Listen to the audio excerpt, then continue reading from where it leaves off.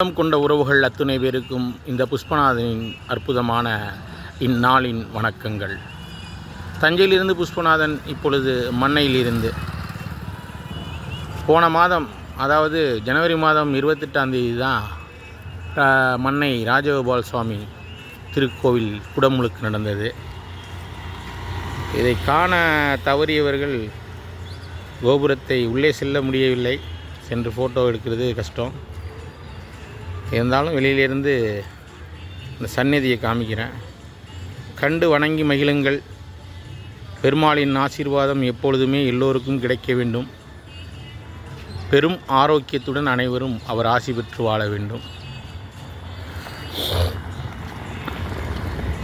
நிம்மதியான வாழ்க்கையும் நிறைவான செல்வமும் ஆரோக்கியம் நிறைந்த அன்பு சூழலும் அனைத்து நல்லுள்ளங்களுக்கும் அமைய வேண்டும் என்று இந்த ஒரு அற்புதமான நன்னாளில் பெருமாளையும் எம்பெருமான் ஈசனையும் வேண்டி வணங்கி வாழ்த்துகிறேன். உறவுகளே, வாழ்க வளமுடன்.